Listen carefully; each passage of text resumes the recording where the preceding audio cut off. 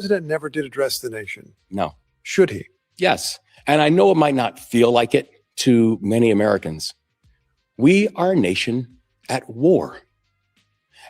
And we have not either been spoken to from the president of the United States. We have not been asked to sacrifice anything as a country. We don't have a measurement of explanation as to what is going on. We are just simply asking a very small portion of our population to go on and take on this weight, while, by the way, we're asking the rest of the population to pay more in gas prices, to pay more in food prices, to be able to watch healthcare being pulled away and food security being pulled away without any understanding of how these things actually translate and are connected to one another. So no, the president of the United States owes it to the people of this country. If you are going to do this, if you're going to take on the most solemn choice as a president of the United States and as commander in chief, you owe it to the American people, and you owe it to these soldiers, these sailors, these airmen, these Marines, and their family members to explain what it is that we're doing and what it is that we're all asked to sacrifice. TV stations across the country remain some of the most trusted sources of information in our communities. The big four TV stations, ABC, CBS, NBC, and Fox, are some of the last remaining options for independent local news, covering our communities with expertise. These stations also provide sports and primetime coverage that consumers can't get elsewhere. But today, these vital community resources are under threat. Nexstar's proposed acquisition of Tegna would create the largest broadcast station group in the United States, consolidating hundreds of television stations under a single corporate owner. In dozens of media markets across the country, including Buffalo here in New York, Nexstar and Tegna currently compete directly with one another. This competition ensures communities get diverse, affordable, and high-quality TV coverage.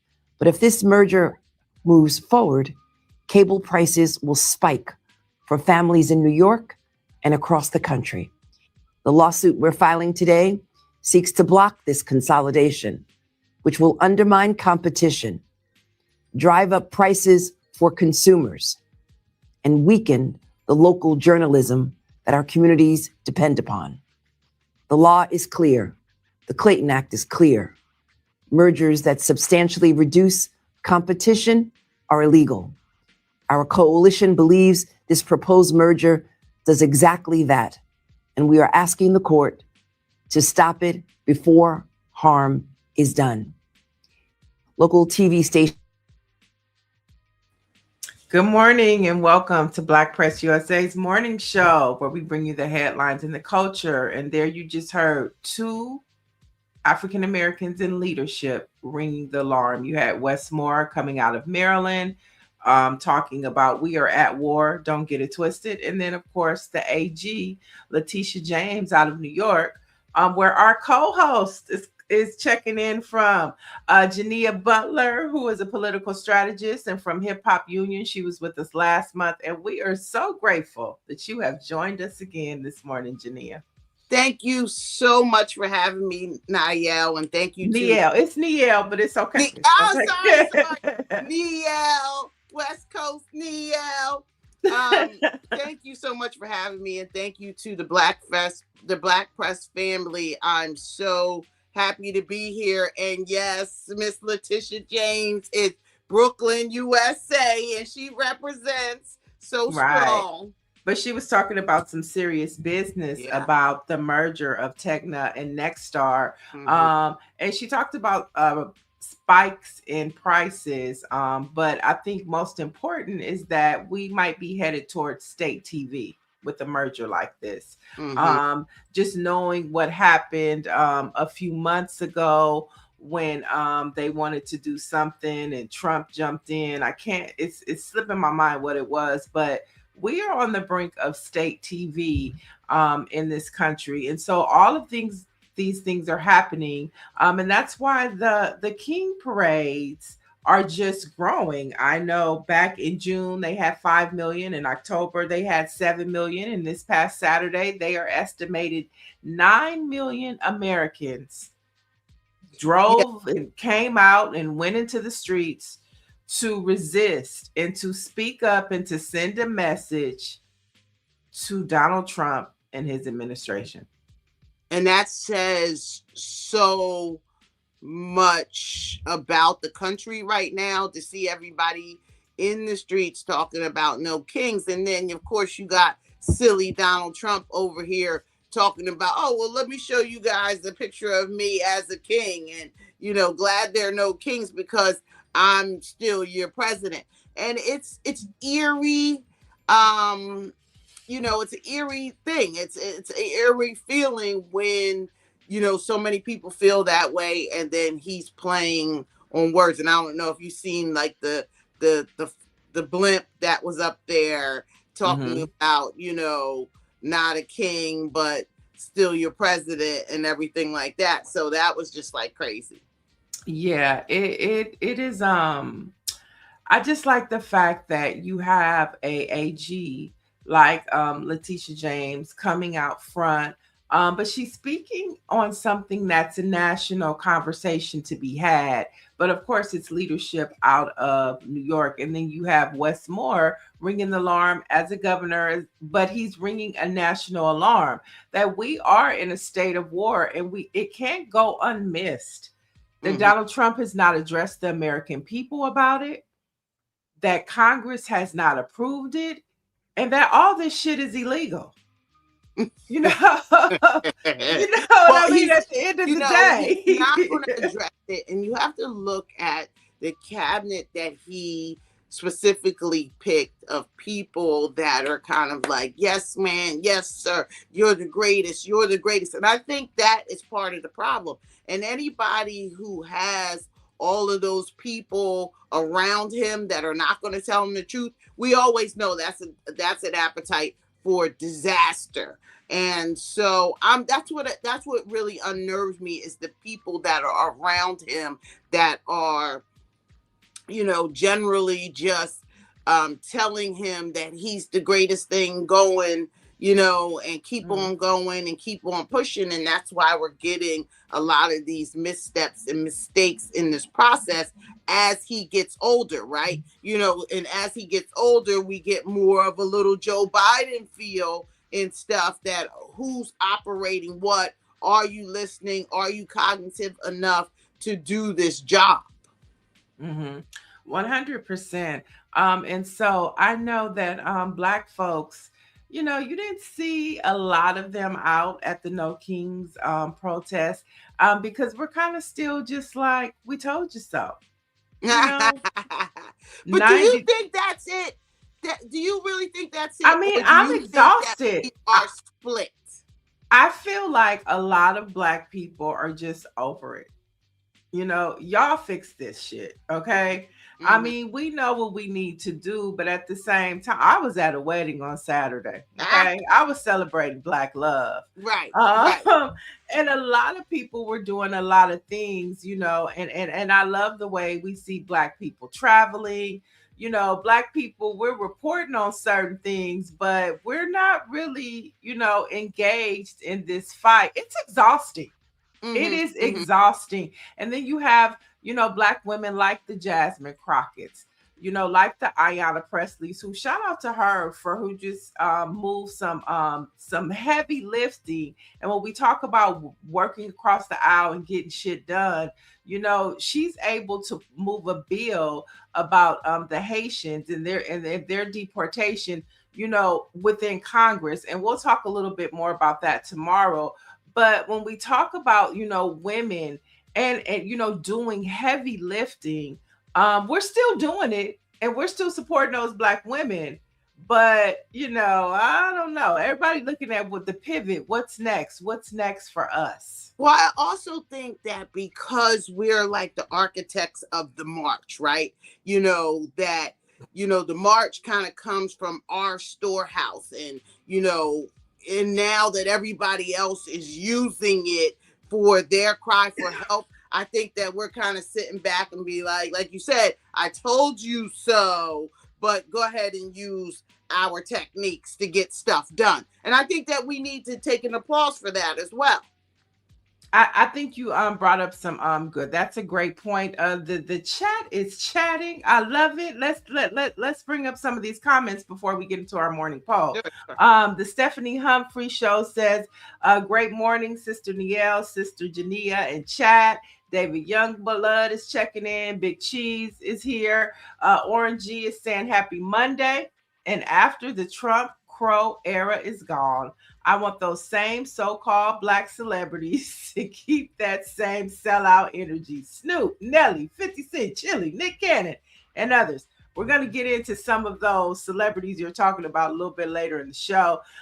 Stephanie Humphrey says, I agree with Governor Moore. And then we have some new names. Oh, good morning, Dr. Marilyn. Heather Costello says, hi. Spartan, are you Florida from Good Times? Is your mama? Okay. And let's keep that going. I'm not with it today. The Rebel Lady says, who loves paying high prices for everything? Exactly. Who loves that? I guess Spartan does, or whoever it is. Fine Wine says Black women are queens, but Donald Trump can't call himself a king. Okay, with the rhyming. So you guys keep the comments coming in. We can't get through all of them, but we'll get through as many as we can. I love it. So our morning poll, chat, we want your participation in this. Here's the morning chat as we're talking about everything that's happening and how we're thriving and surviving and have headaches and all that good stuff. But if you could 100% succeed at a pivot, what would you do today? Would it be the entrepreneur, launch that business you've been planning? Or is it the stability, stick with the 9-to-5 for the benefits and peace of mind? Or is it 3 or C, retire and travel the world? Okay, so if you could pivot right now, would you go into entrepreneurship? Would you stick with the stability of your 9-to-5? Or would you retire and travel the world? Can I say something? Can I say something about that? So that question is really powerful because everybody talks about the pivot. Oh, I pivot. You know, I'm a basketball player, so we learn how to pivot on the basketball court. But very few people prepare for what comes after that, right? Entrepreneurship sounds so exciting, but it requires infrastructure, discipline, and access. Stability sounds safe, but it's a changing economy.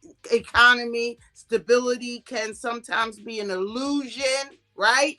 And retirement, that's really about freedom. So the real question becomes, are we building lives that give us options, or are we maintaining systems that limit them? You know, so I would love to hear what everybody is saying too.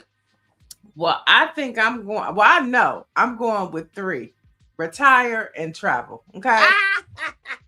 Well, I'm almost at retirement age. And you know, the thing is that I realized that those years that we have, right? Those 55 years that we're supposed to have to retire means something, because once you get there, you will have done enough work, right, to say, well, I've done everything I need to do. It's time to go off. So I think that I'm entrepreneurship. I'm a serial entrepreneur. I can't do anything else right now. I got to keep going. But I'm looking forward to retirement at some point. Yeah, I mean, for me, it's A and C because I do love what I do. And so, I mean, and I can do what I'm doing as an entrepreneur anywhere around the world. So I would do a mixture of A and C. Chat, let us know what you would do if you could pivot right now and change the trajectory of your life's course. Would you become an entrepreneur, which is A? Would you keep the stability of what you have going on right now, which is B? Or would it be C? Just give it all up and, take some cruises, take some flights, go eat some pasta in Europe, drink wine. What would you do? Would you go to Alaska, and sleeping and eat, And let me say this too, that as a basketball player, that's how we learn how to live. We learn how to travel and work really hard, work really hard. And so I like the mixture. I'm thinking mixture because I like to be on a cruise ship doing my work and getting everything done and then back out again. And then in these times when it's so much about money and stuff, it's okay if the prices go up if we're making more money, right? But if our money stays the same and we're on the same job that's only going to give us $1 more or whatever you get for your promotion, then it becomes an issue.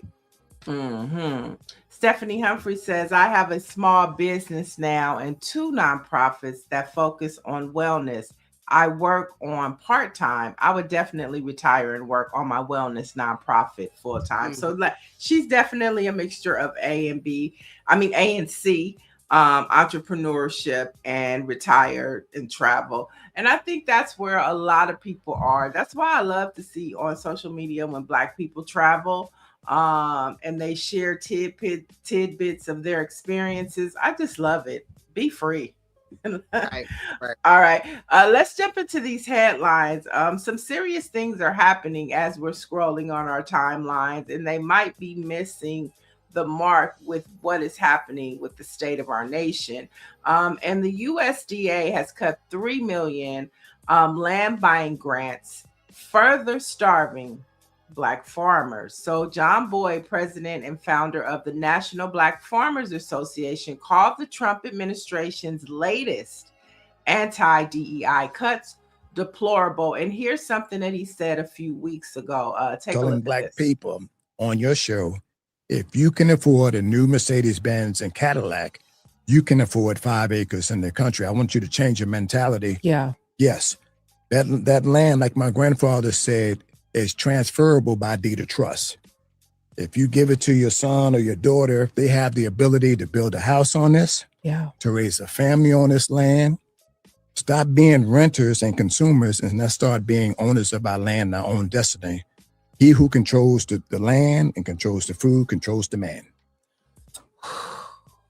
Mr. Boyd, I have been feeling this call back to steward land. Yes. Right. And I'm actually going to be doing a program to be on a farm for 13 months. Wow. So I can learn because my family owns a great deal of land outside of Barnesville. You come to my farm, I'll teach you everything about farming. You can take my class one-on-one. I'm telling Black people on your... Yeah, and that was him telling us about, the power of having land and ownership in that whole concept of 40 acres and a mule. It's supposed to be able to, set you free and get you ahead. But as he called the president deplorable, he was uninvited to a White House visit about land and farmers.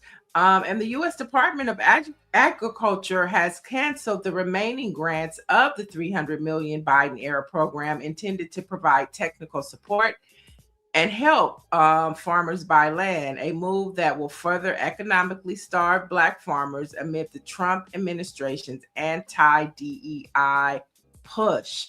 Now, Senator Raphael Warnock was also instrumental with helping Black farmers get equity, but here we are.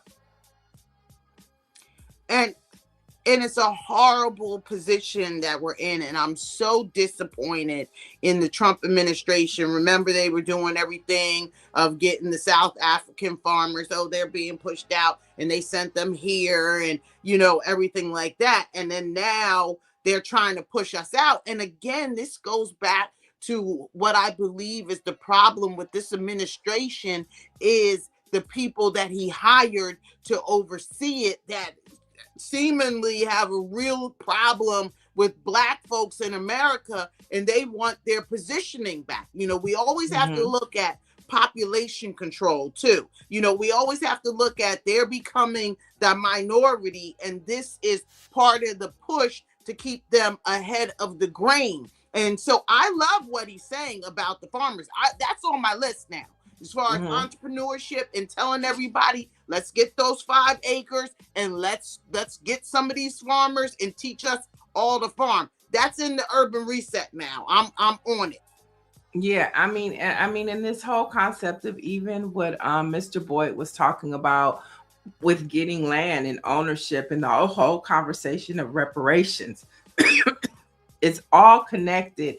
And when we look at what happened last week at the UN, you know, and them establishing the horrific of slavery, that's a setup too for conversations when we're talking about reparations in states. What the UN did is actually give states in these studies more ammo for the equity that we need and the reparations that we need. So all of this is connected.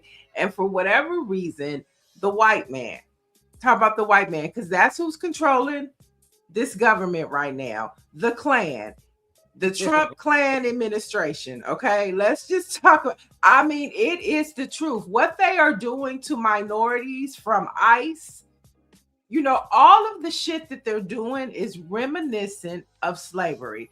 And sometimes, you know, you could go along with it. And some mornings you just wake up and be like, the hell with it. You know, you want to throw F-bombs. You cannot believe that we have gone from an African-American president to this bullshit.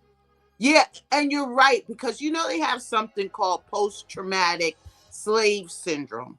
And a lot of times I think that people are actually using that. Like, as a social scientist, I do stuff that people don't necessarily see to move cultures forward and to help our initiatives and stuff like that. And I believe that there are a faction of people that are looking at, like when Joe Biden said, "You ain't black," when he looked dead into the camera and was like, "You ain't black if you are not voting for me." All of that stuff, I believe that they are using this type of technique to push us back further. And I think that this is where we have to jump forward, because again, we have to express our freedom in this country in different ways. You know, sometimes we sit back and wait for them to do the right thing. And I think that we've got to take the hood mantra, Malcolm X, with it, and by any means necessary. Lady Leo 771 says, Mr. Boyd said on Roland's show last week, 190 farmers are in foreclosure. Wow. I mean, I wonder, you know, we need to do something about that. All of these things are happening. Yeah, the same way that we jumped on the HBCUs, we need to kind of look and start investing with them and helping them survive. This is something that now is in my mind, that I'm going to sound the alarm to the Rainbow Push and things of that nature, of how we move this needle forward and how we help them, you know, maintain their land and then start buying from the foods, because now we can protect ourselves knowing that they're not putting certain stuff on our foods to kill us. And then I love what what does he say? Mick Swagger 4K says, what did he say? Obama backlash is rampant amongst white men. They couldn't stand President Obama, and he's still smooth. I seen him at Reverend Jesse Jackson's funeral, and like up close and personal, and the brother is smooth. I can't say nothing about the brother. He's smooth. Everything about him, his swagger is back. Okay. Well, he's getting ready for his opening of his library in the Obama Foundation on Juneteenth, and I just love that he picked that, especially as we're hearing all of this crap about 250 years of the Declaration of Independence, and that's fool putting his name on money, you know, and then on Juneteenth. Yeah. Okay. What? Oh, wait. We got a celebration going on in Chicago. Juneteenth? No, I said, okay. Trump is putting his name on money in celebration leading up to the 250th anniversary of the Declaration of Independence. That's what Donald Trump is doing. Yes. But we're over here. I with seen Obama. the center when I was in Chicago, Mhm. and beautiful, 19 acres, girl. It's like 5 minutes long in a car, you know, I love and it. it's huge. Like, it's going to be the main attraction in Chicago for years to come. Like, it's a playground. I'm like, what is that? A campus? I mean, I'm excited to really see the unveiling of this. I'm really excited about it. I mean, and we talk about Obama, but let's think about what it does for Michelle Obama's legacy. Knowing that she's born and raised on the south side of Chicago. She went to Whitney Young. Good call. You know, the Robinsons, what it does for her legacy. Go ahead. Okay. I love that. For her, I love it for Obama. I love it for the daughters. I love it for the legacy. Okay. Right. That's Michelle Obama's legacy, Chi-Town. You know, let's not forget that. But let's jump into this next story, which is something we should also be aware of. Legislation moving through the Tennessee General Assembly would allow children in the state's foster care system to be placed in juvenile detention centers based on allegations of violent behavior, even without criminal charges being filed. Now, the bill introduces the term child in need of heightened supervision, which would apply to any child in the Department of Children's Services system who shows or threatens violent behavior regardless, okay? So Colin Kaepernick's Know Your Rights, they put out a statement about this saying, for communities of color who are disproportionately represented in the foster care system, this legislation represents yet another mechanism of state-sanctioned punishment targeting the most vulnerable. So now Tennessee, they just want to throw kids in detention centers because they have no home. That's what you're doing. This is concerning. This is deeply concerning because we're talking about children, right? And we're talking about not even giving them a chance. You know, they didn't even get to the 4th grade. And so you can say that they can't read or anything like that. And this is why we have to take a stronger role in our community, in our, you know, how our kids are being raised, and the fact that people are looking at us like that and saying, just throw them into jail right now, because that's where they're going. Because that's essentially what they're saying, you know, and there's no punishment without any formal charges. They're just going to create the pipeline for these kids, and then they're going to create the violent mentality without, you know, and it's not even their fault at that point. And let's be clear, all of the things that we're talking about are being led by white MAGA men. And what did the FBI and it say before Trump got in there? The most dangerous threat, domestic terrorist threat to the United States is the white man.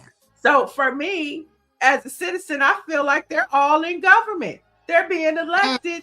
You know what I'm saying? And if we're not careful, who knows what will happen next? Okay.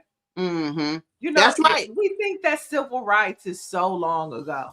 Okay. We think it's so long ago. It's not even 100 years old. Okay.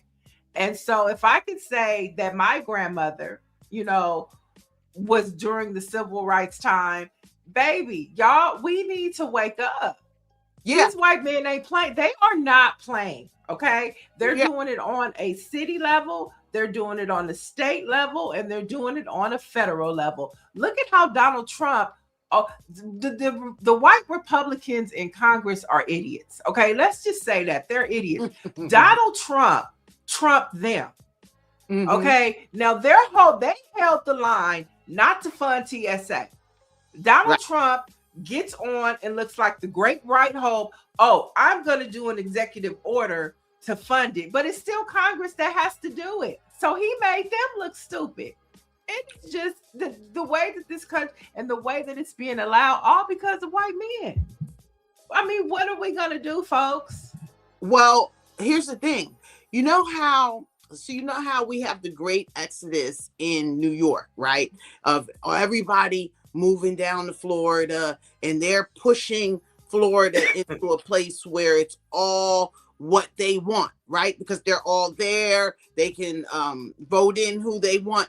We need to start thinking that. When I first went to Hawaii, I was wondering, why are all these Asians in Hawaii? And obviously it's the closest place to America, right? But they also come in there and then they disseminate their people to the communities that they need their community, that they need that type of help in. And I think that we need to start looking at America more strategically, instead of us just ending up in states that are going to railroad us like this, ending up in white areas that where we can compound the interest, where that interest is also not just hood.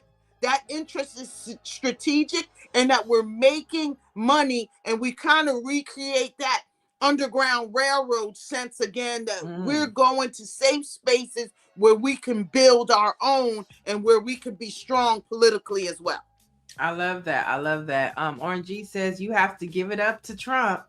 He told the racists, stop hiding behind your Klan robes. You can be openly racist, and heck, you would get a few black people to support you. Ooh, child, we getting to that next, Orange G, after this next story, though. I know he's coming for me, Oren. I know. I remember you. No, you talking good today. See, this is the type of Republican we want on the show. Yeah. All right. This next story, though, is another one. This is why I'm like in a mood today. Defense Secretary Pete Hegseth has reportedly blocked the promotion of 2 Black and 2 female Army officers to be 1-star generals. Now, the New York Times has reported that Hegseth, for months, pressed senior Army leaders, including Secretary Dan Driscoll, to remove the officer's name, but was repeatedly refused. Then early this month, Hegseth struck the names from the list, which is being reviewed by the White House before being sent to the Senate for final approval. I don't know why they keep doing this. And again, they just have an environment. And let's be real. I think that they really just don't understand what our experience in America is, because the fact that they think that they're doing the right thing, come on, Pete. It makes us Black Republicans look horrifying. What'd you say? I said maybe you could talk to him. Yeah, no, I am ready to broker this conversation with President Trump. I have a good friend, John Catsimatidis, 77 WABC. He's my pipeline. And so I've been looking to broker this conversation about what they're doing to us. What about the Black people that supported you? We went from less than 5% ever voting for a Black president to 20%. And you're not even giving us 20% of the doubt. And that's where I have a problem with all of this. Like, why, Pete? Why? And then this fool last week was at the Department of War, Department of Defense, whatever it's called, praying for war. He was praying and then drinking, violence. What was it, an energy drink? Drinking and praying for violence. And guess what, folks? Guess who's going to be the victims of their mayhem and bullshit? It's going to be us.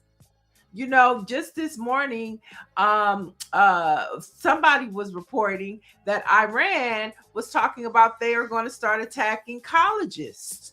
Those are students and teachers that don't have nothing to do with that bullshit that Klan is doing at 1600 Pennsylvania Avenue.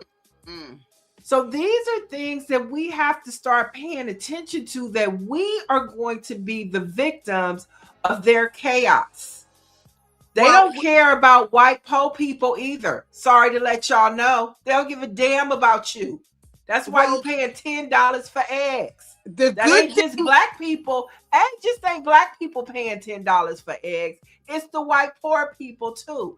And I bet you Donald Trump and none of them people in that White House know how much a dozen of eggs cost. No, they don't. Well, the staffers do. The staffers do. But they don't. I mean, it's just ridiculous. It's you know, ridiculous what's happening. The good part about Iran is that, remember when, I think it was back in like 72, that they allowed the black people to, they allowed the black hostage to go because they understood that we were, part of the oppressed and the process that they were fighting against. And again, I don't want to see violence on anybody anywhere. Let me just say that. But, I think that we have, some leniency of where they're coming, but I believe that they're coming. I believe that we're all in danger. We are America, in danger. you And the in sleepers danger, are here. The sleepers are here. Oh yeah, And been here at the gas station. Now that's a little right. No, we're not gonna do that. Well, not at the gas station, girl. No. Now that this sound like the MAGA is coming out. No, baby. No, we're not gonna say that. Wait a minute. Who owns the gas stations? And I'm not being racist or anything like that, but this is where people work. And we have to look at, if it's me, I'm going to blow up a gas station. I'm not trying to be racist about that statement. Okay. All right. Let's head to Florida, where this is another situation of where, kind of relative to our last story. Florida's Attorney General is challenging the Rooney Rule and calling on the NFL to suspend it or face possible civil rights action. Now, the AG sent a letter to the NFL Commissioner Roger Goodell last week to express concern that the Rooney Rule, which requires teams to interview external minority candidates for specific positions, is blatant race and sex discrimination, and that the hiring decision should be based on merit only. Now, the Florida AG said in a video posted on X that the rule violates Florida's law by requiring race-based considerations in hiring. The NFL acknowledged receiving the letter and that the league is reviewing its contents. I think it's despicable that they even went to that extent. And again, they're trying to whitewash America while they get their one chance. And see, this was makes me mad about the Republicans, because here you guys, y'all gonna run off, and we're trying to make America great, and y'all gonna run off and you really meant white America. And it's so crazy. And I hope the NFL really pushes back and remembers Colin Kaepernick and that kneeling. But again, what I was saying about Florida, this is what I'm saying. Everybody in Florida is for what they're talking about. So now they have a place where we can get what we want, live the way we want, and we need to think that way too. Yeah, I mean, and he also said that when the games are going, nobody cares about what race the coach is. All they care about is the color of the teams. I'm a little taken aback that the NFL didn't immediately have a statement for this. Yeah, being that over 80% of their whole entire league is black. You know what I'm saying? When you think about the players, I mean, it shouldn't have even taken a review. The Rooney Rule is the Rooney Rule, and that's it, and that's all. The fact that they had to say they had to review it, I mean, I find that problematic for them, even just looking at the makeup of the league.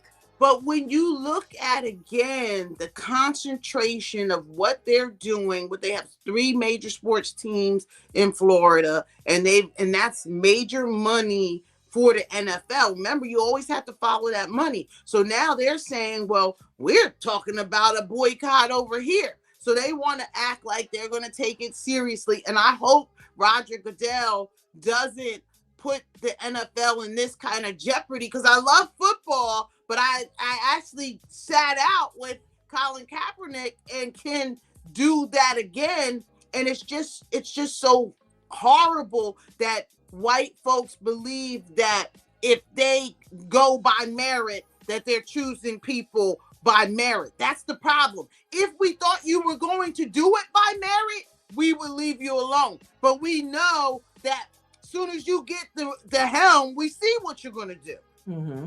Because most of the coach owners voted for Trump, so we know what their ideology is, but they know that they cannot have a successful football team without Black folks. Just not gonna happen. You need us. You know what I'm saying? They really and so need it's themselves. not gonna happen. But they still have the power and the control. And that's why, you know, we have to pay attention to this story as well. Just like we have to pay attention to what's happening in Tennessee. You know, Black farmers, you know, all of these things are happening to us while we are continually scrolling about nonsense. And they're getting away and they're plotting. They are really, you know, it's not a joke. They are really plotting, you know, they think that they need it for survival. But we can all be in this country together and we can all get along, and it should be fair to everybody. Because it is the people of color. The people of color have built this country. Let's be clear. We built this country. You exuberate the love that Black people have across the world, and how we have been the only group to basically break out of, you know, this harsh conditions without real violence, right? Without, you know, with saying that love is the answer, right? Because everybody else feels like bloodshed. This is how we got to go forward, is bloodshed. And we're saying that we can love everybody. They are very scared. They're numbers people. And the numbers say that survival of the fittest. We've got to put this slave mentality back in these people and make them believe that we're in charge, but we're not that group this time around. That's the good part. You said they're numbers people. They numbers. They numbers. Girl, they be 20 years in the future. They be like, listen, in 20 years that this is why we need somebody on the front lines over there to hear what they're saying and what they believe. Right. So, I mean, the chat has been chatting about it. And Dr. Marilyn says, how can any Black person vote for known racists? Okay, so over the weekend, there have been several from Nick. We're going to get to that in a minute, Greer. It's Nick Cannon, it's Amber Rose, and of course, Chili. And Chili is on the hot seat because she just announced a tour with Salt and Pepper and En Vogue. So this could really not just impact her money, but it can also impact theirs. And I'm talking about Chili. It's being reported that she made around $1,000 of donations to Republican-linked fundraising groups in 2024. And she posted back a while ago a picture of Michelle Obama as, I don't know, we're going to hear her apology in a minute. But Chili previously faced backlash for saying all lives matter in 2017. And when she was asked about her feelings regarding Black Lives Matter. So this is nothing new as we begin to take a look at Chili and her politics. And the question is, you know, does a celebrity's politics, should it interfere with their pocketbook, right? Well, and they so, want celebrities out the game, right? Because celebrities are a game changer. When you're talking about taxes, when you're talking about things like that, celebrities are a game changer. And let me tell you, Chili is married to a white man whose brother is a big Trump supporter. So, you know, there's some influence going on right here. You know, she has, I'll wait for what she says too. But there's some reasons why she's thinking this way. But I still believe that in America, we have choices for a reason, and we need to stop taking away people's choices. Well, Gary Chambers, he had an interesting take on this whole Chili conversation, and I think Greer has the clip now. Let me tell you about Nick Cannon and Amber Rose talking about Republicans freed the slaves and Democrats were the Klan. Not a lot of conversation about this guy, though. Not a lot of conversation about Barry Goldwater, who was the Republican nominee for president in 1964 against LBJ, who passed the Civil Rights Act. He was the senator from Arizona. He voted against passing the Civil Rights Act. He said extremism in the defense of liberty is no vice. Moderation in the pursuit of justice is no virtue. Barry Goldwater ran for president, and he is the father of the modern conservative movement that we see, not Ronald Reagan. When Barry Goldwater ran for president, he lost drastically, but he won Arizona, Louisiana, Mississippi, Alabama, Georgia, and South Carolina, the Deep South. These were the states that were most against passing the Civil Rights Act in America. And the senator from Arizona won those states.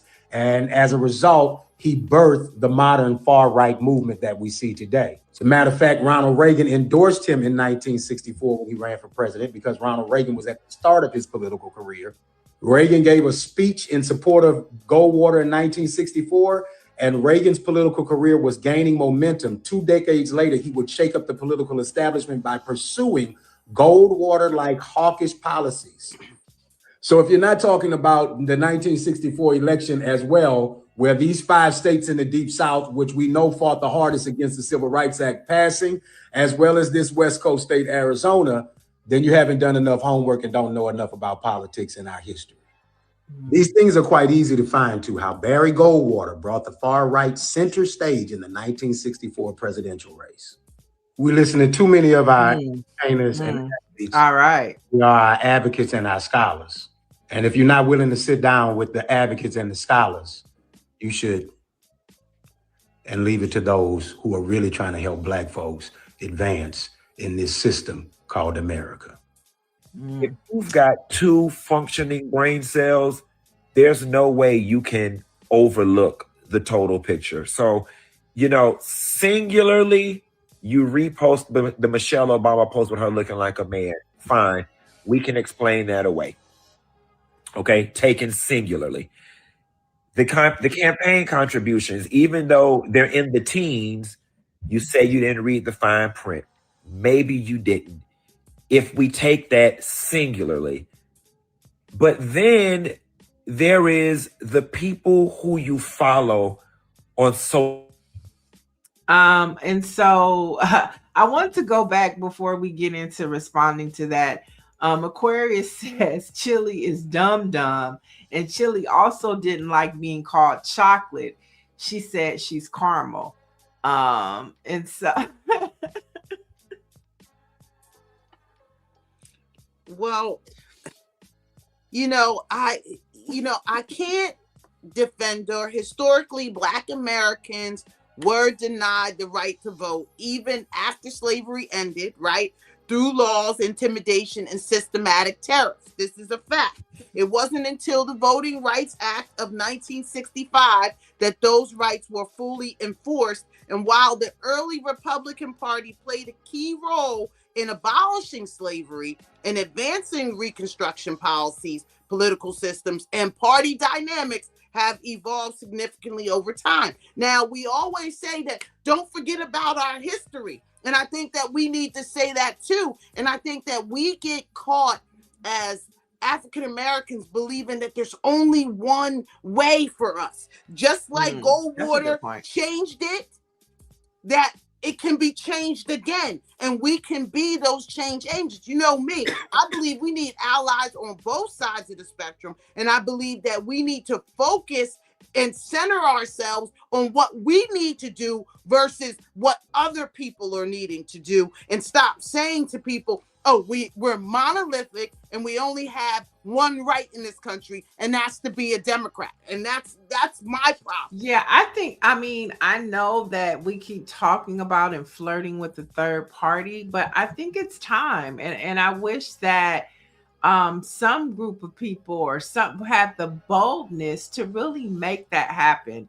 I think that Republicans and Democrat and that ideology, and because Democrats used to be racist, it's a talking point that some Black people can pull on and use it not to be a Democrat and to be a Republican. So I think it's time that we bust up both this 2-party system and go with a third option. I don't think it's the independent. I think that the independents should do what they do. But I think that there's something new that needs to happen in this country, as we're the great experiment. And so, like you say, it's not a 1-2 thing. It is an evolution of growth because it's an experiment.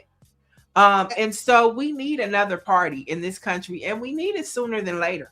Right. And we're calling that probably something of the common sense American. We had tried to start the New American Party. So I had went down this route, understanding like the clip that I had sent you about me on the Jim Jeffries show. We were talking about third parties in America. But again, what's happening is it's so much money involved, right? So they've split the money up straight down the middle between the Republicans and the Democrats, and you don't get a lot of steam from the independents because of the money, because there's not a lot of people wielding money in that group. And so another group would have to come in and really be strong with billionaires and millionaires, and we need to make them in our community and do that. Now, us being 14% of the population, we're always less than that. It's less than 14%. We're less than 14%. Yeah, I always say that, right? And so us being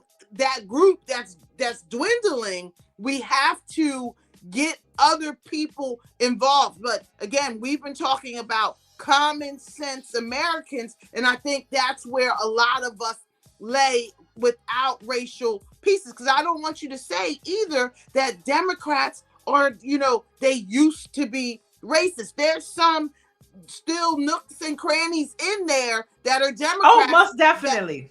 Most definitely. Okay, so most definitely. And a lot of Democrats feel that, and I'm talking about that work within the party. Okay, that work within the system of the party feel that way. But people are sparked by this. David Youngblood says there's no such thing as an independent. Mike V says being a Black Republican means you don't have to do anything that's going to rock the boat. Being a Black Democrat means you have to advocate for tangible social progress.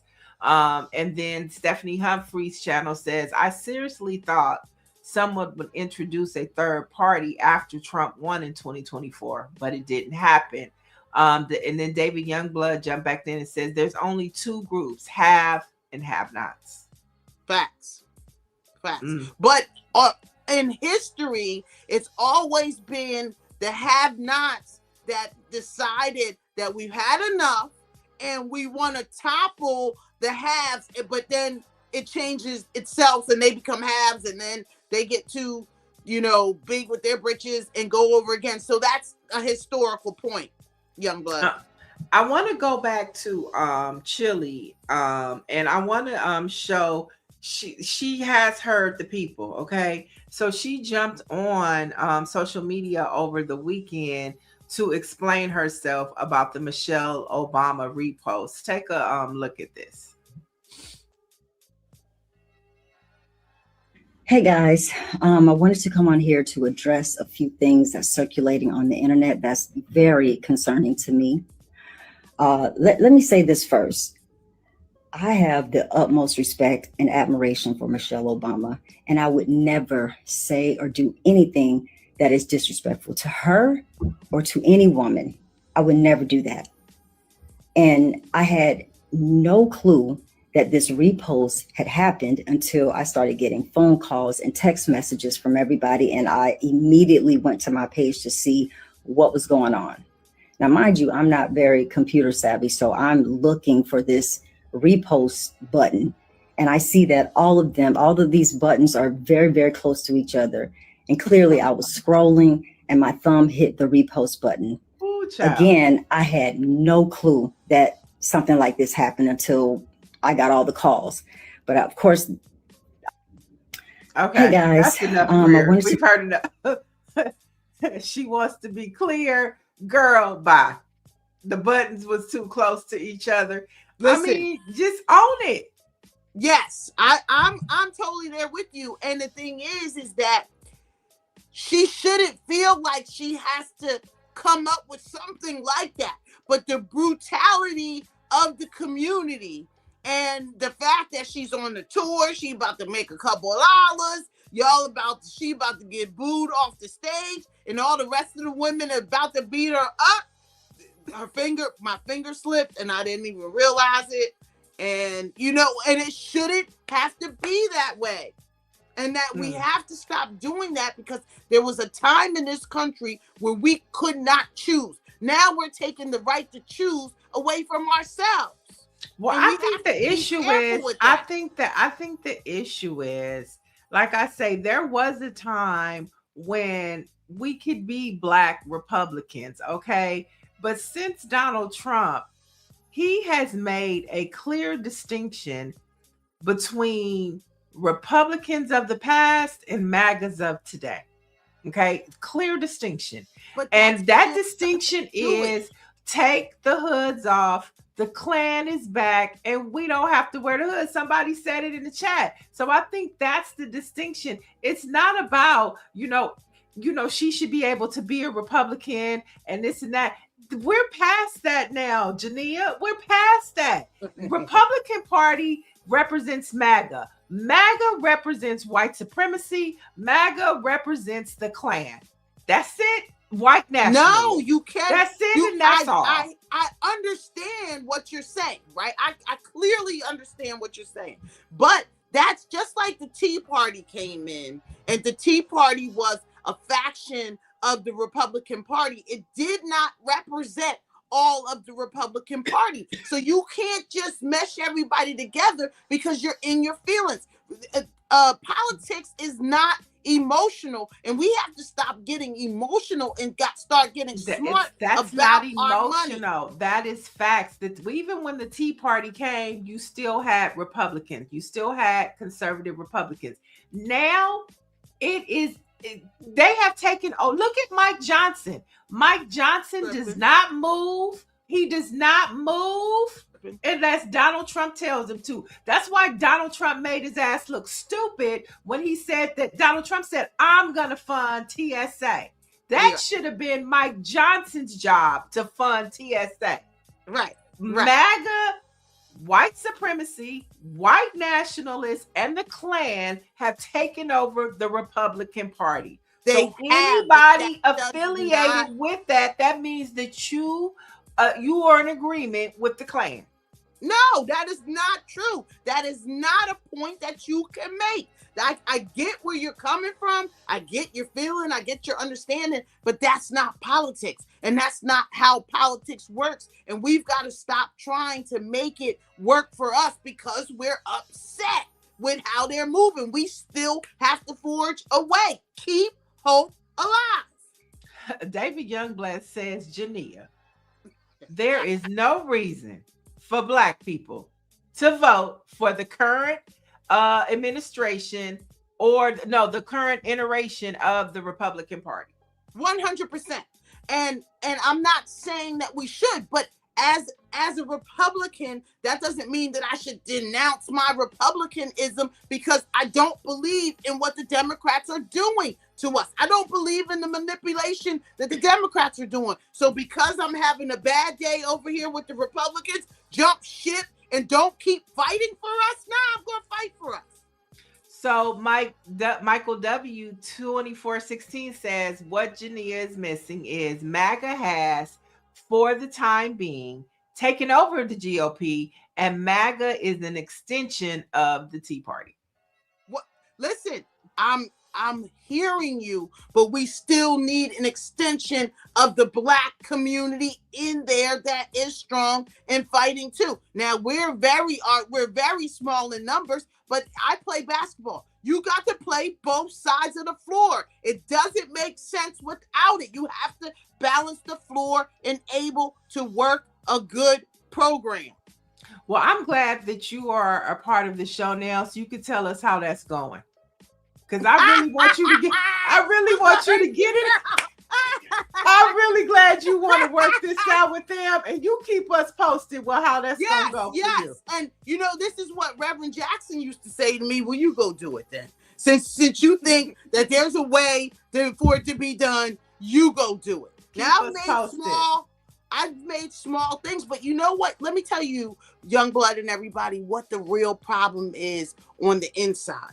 We made the headway, right? I was one of the first to push into this administration and get, you know, like I said, the platinum plan. That was something that I put on the table. This is what we doing. And then the Black community fall up against it. Oh, they ain't got nothing going on. They ain't got nothing. We don't want it, right? Then once we moved it forward, there's all these Black people from where did you come from, right? And they're going in and being the stepping fetches and now blocking what's really happening.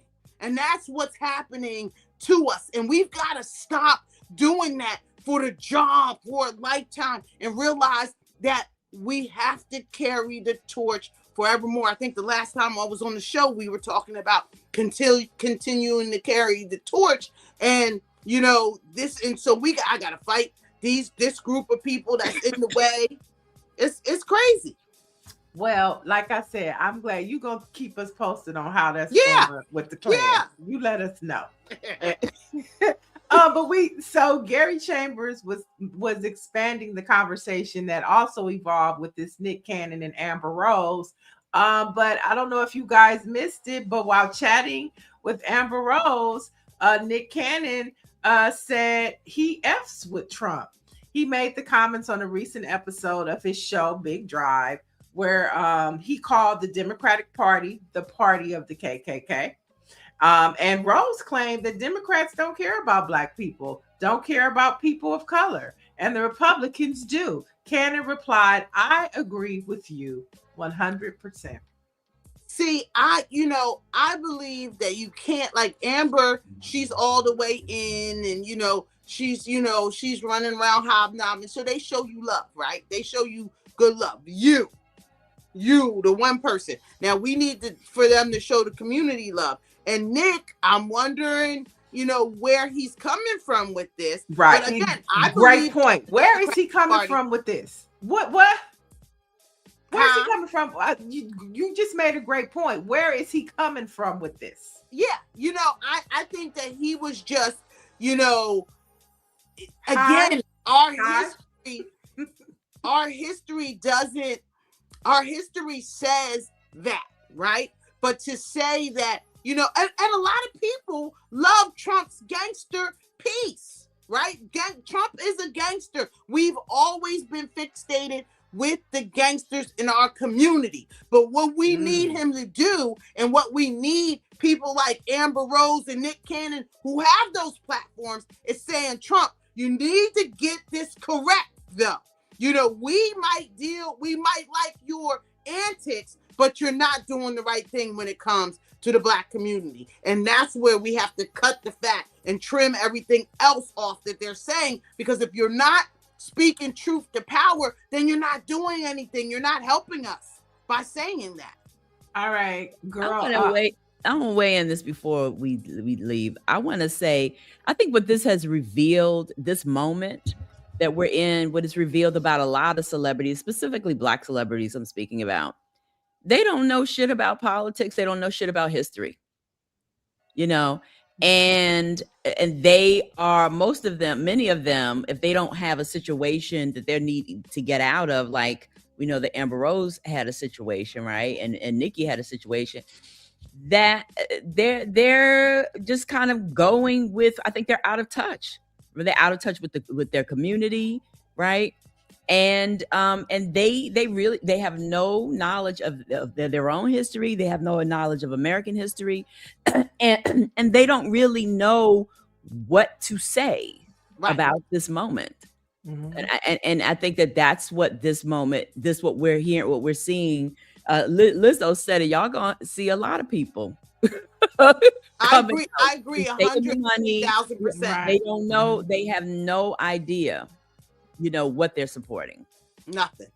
Mm-hmm. Mm-hmm. And they're just coming with, like, if you remember how Kanye had jumped on with Candace Owens, and he was letting Candace lead him until he said, okay, you're not making no sense right now, and they're very impressionable, and that's why they want to push the entertainer out because they have a lot of influence, but they don't have the information. Like, I'm sorry, if you put Cardi B up and get Cardi B to start talking, oh, this is what they're doing, and this is no, that's not what we mean by getting involved. You have to get educated, and I think that's very important. Thank you, producer Greer. And to that point, Michelle Madison chimed in on Greer's comment. She says 100. Big Cheese says, I never take celebrities seriously because most of them, where'd it go? Because most of them are not smart. David Youngblood says, completely ignorant of history. Lady Leo says, not gangster so much is the narcissism that they relate to. And Michael W says, Nick Cannon, Nicki Minaj, Amber Rose, Stephen A. Smith. It seems like the same bowl of misinformation and disinformation from entertainers from our community being loud and wrong. So, you know, the chat is chatting. I love it. So let's jump into our next story, and we'll continue to monitor these celebrities and what they're saying. For the first time in history of the U.S., a sitting president signature will appear on paper currency.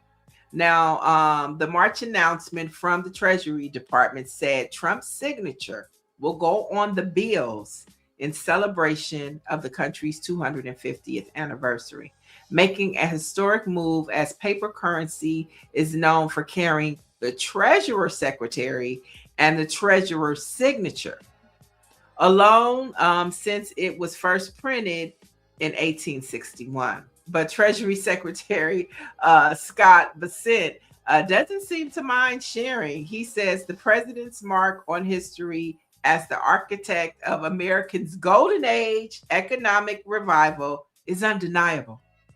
That's what he said. Well, this is symbolic. Okay, currency is one of the most powerful representations of national identity. And I think Trump so understands that. And so when changes are made to something that are foundational, it becomes more than a design. It becomes about legacy. And I think that's what he's doing, and how history chooses to remember leadership. And so I think that, you know, he's like, I'm not going to live forever, but my signature is. And again, I love that narcissistic comment because he has the disorder very much so. But that's interesting that you should say that about him thinking about his legacy living on, because there is a documentary that came out a couple weeks about Rupert Murdoch and his family. And they said that is one of the things that drives Rupert Murdoch is not the present, but how his legacy will live on for generations and generations to come.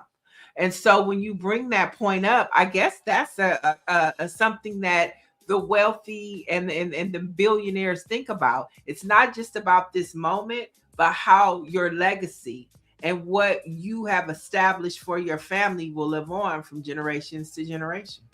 I mean, think about how they talk about Abraham Lincoln. And that's where Trump had always said, you know, I want to make, you know, this the party of Lincoln again. And he always talked about the things that Lincoln does. Think about Ronald Reagan, who's not so far off from us, right? You know, all these people. And I think that Trump, he's trying to line his family up. And I think in the future, we're going to see young Barron Trump be the beneficiary of what he's doing now and looking to become the president of the United States. And my dad's name is on, you know, all the bills and all this other kind of stuff. And I think that that's what he's, you know, a lot of my white billionaire friends, they love that. They love the whole legacy thing. And I'm in the Hall of Fame. And let me say this, I'm in the Hall of Fame. So I've got a plaque up in my college. And I always think, oh, well,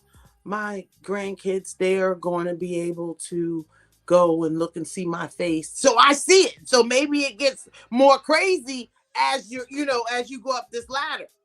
All right, but I'm a statue of myself. So I don't know if that, you know, I want to live forever somehow. So I think that at this point, he's off his rocker with it, but I think he's doing it. Well, off the rocker lives in that household. So let's talk about Melania Trump.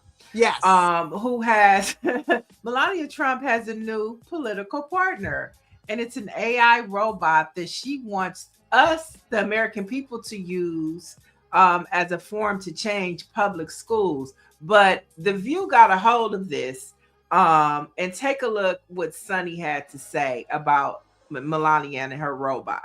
Million kids in our public school system in the United States. Yeah. This robot allegedly costs $20,000 to $25,000. That means to give each child in public school one of these robots, because that's what the First Lady is proposing, it would cost our country $1 trillion.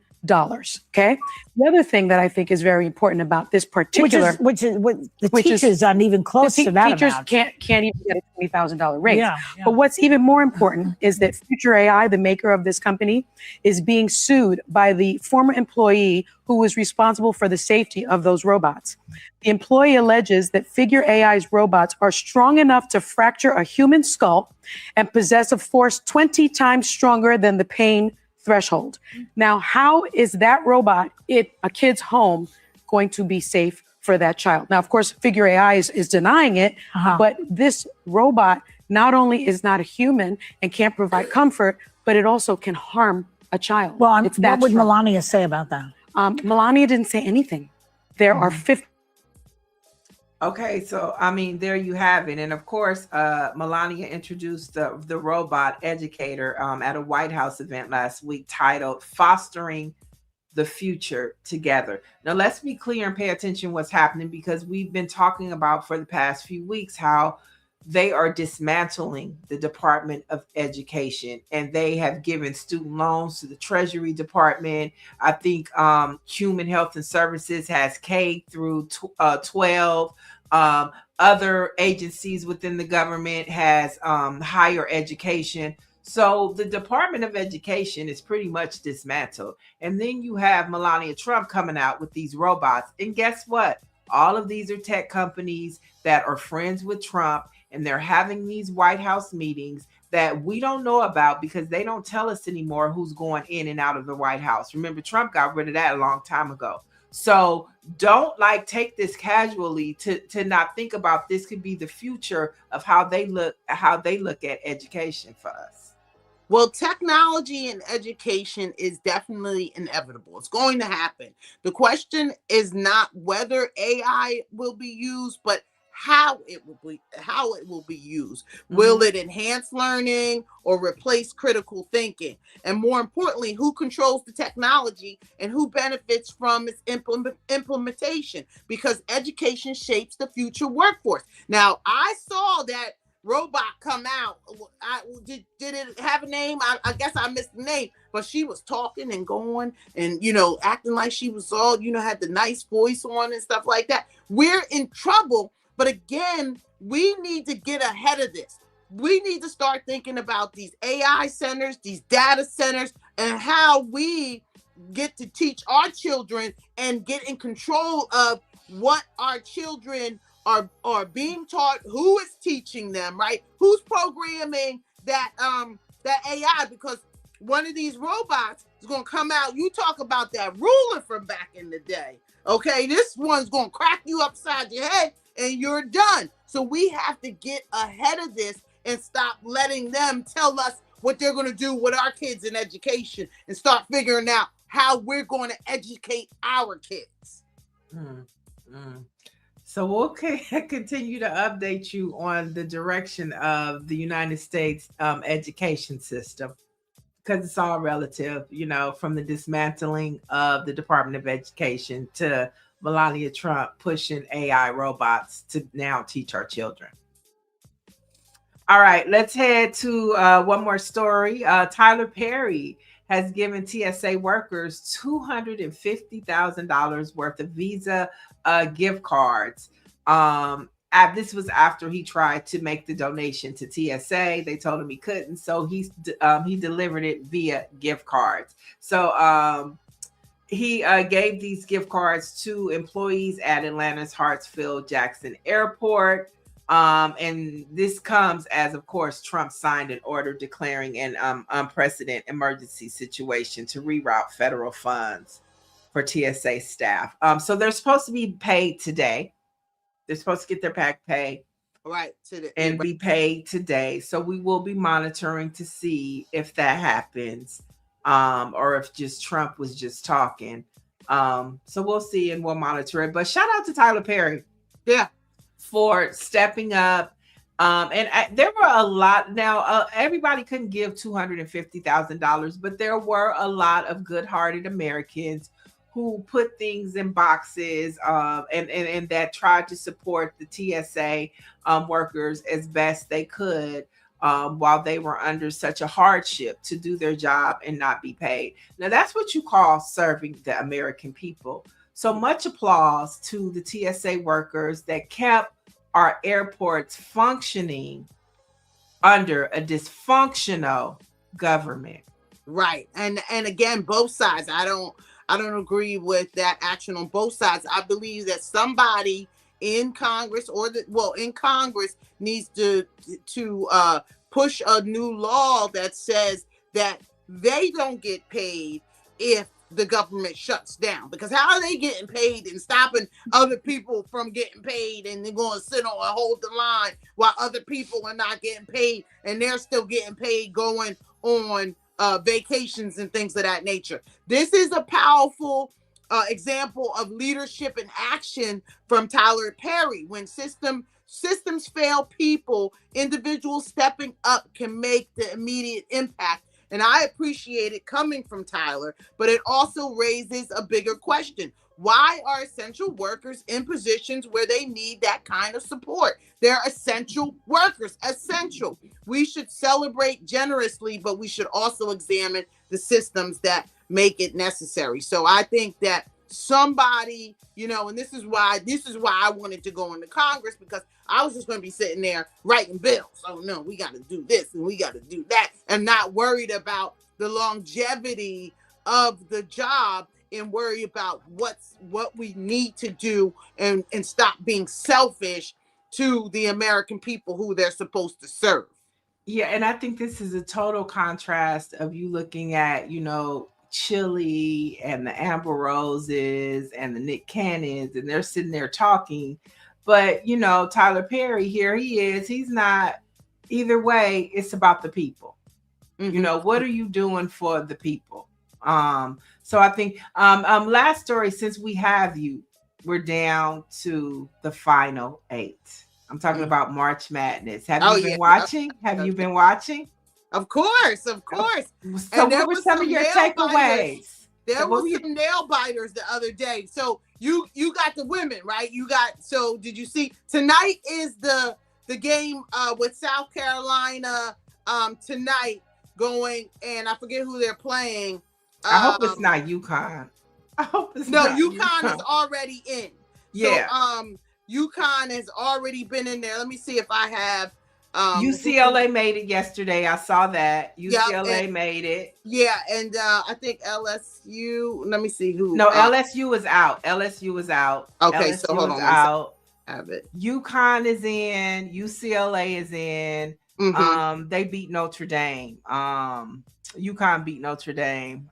So South Carolina versus Monday, TCU and Texas versus Michigan tonight. And so we'll get our final 2 teams going to the final 4 with the women. But the men, they had, that was something else as well, because the men, the final 4 is Illinois against UConn. They play on Saturday. And UConn did their big thing, though. They made that final shot. Yes. And that's what it's all about, at the end of the day, is those last shots. This is the type of basketball that I like to see. There was a big upset with Duke, right? And those Boozer brothers, Carlos Boozer twins, the twins that everybody has been lauding and talking about and, wanted to see in the Final 4. And, they just made real live American mistakes, and Now, UConn, they hit that shot, that winning shot, that Hail Mary, and that's sometimes how it happens. That's why you practice those shots. You know, that Steph Curry 3 that he shot at that last minute, and that's heartbreaking. You know, you cry at the end of those games, okay? So don't think that those kids was not going into that locker room and bawling out crying. I cried like, because you worked so hard, and then something like that will just break your heart. Ahmed Belton says, yeah, you play basketball. I remember Jineea, right? No, it's really, I'm glad. I will definitely be watching. First of all, I'm gonna want to know what Dawn Staley is gonna wear to the game tonight. Because that's part of the experience. Girl. And then, of course, I'm going for the Gamecocks. And then I think, okay, so my 3 are South Carolina, UConn, and UCLA. And so, and then I'm excited because Juju Watkins will be back next year. And I mean, it's just gonna be like, yeah. You know, I've missed her. That's what I was saying. I miss her. Like what happened, and you know, so she's gonna be strong. So if she redshirted this year, then that means she's got an extra year. So we're gonna see her, and they're building her up. I think like Paige Buckers, who I love her too. Yeah, you. But don't sleep on Ozzie Fudd. Ozzie Fudd is the business. Okay, and KK and Sarah, Sarah Strong. Okay, listen, they are. Oh, they balling. Listen, I'm so proud to see women's basketball, you know, come this far, you know, and really be like, you know, everybody's watching both sides. You know, Dawn Staley. I remember when I was in. She's at least 4 years older than me, because when I was in basketball camps, she was coming to those camps to help the young players. I never got a chance to work with her because I was a big girl, but just, you know, going back to that time and to think that she's one of the #1 coaches in the NCAA now is just, you know, a beautiful thing to see. And I'm so proud of her. You know, I was born in Philadelphia, so shout out to Philly, and I'm just excited for her. And we'll definitely be watching tonight. We'll be watching tonight for sure. Yes. I'm checking that out. Black Unicorn 7432 says, I love college basketball games. I think we do too. We love it too. And then Stephanie Humphrey says, a few more days, really just a day and a half now, probably. Happy Women's History Month. Happy National Reading Month. And in honor of Women's Month, our Black History Facts are about Black women. So on today, March 29th, in Black history, legendary singer, actress Pearl Bailey was born. Now, Pearl May Bailey, you may ask, who is this woman? She was an American actress, singer, comedian, and author. She made her first Broadway debut in St. Louis Women in 1946. She received a special Tony Award for the title role in the all-Black production of Hello, Dolly in 1968. Pearl Bailey also played Frankie, the witty best friend of the title character in the acclaimed 1954 musical film Carmen Jones. So we remember Pearl Bailey. Fast forward to 2019, you know, everybody talk about the Jackson movie coming out. Well, in 2019, Janet Jackson was inducted into the Rock and Roll Hall of Fame. Congratulations to her. And then we'll fast forward to 2024, where Beyonce and Pearl Bailey have something in common. They both played in Carmen. Remember the adaptation Beyonce did of Carmen Jones?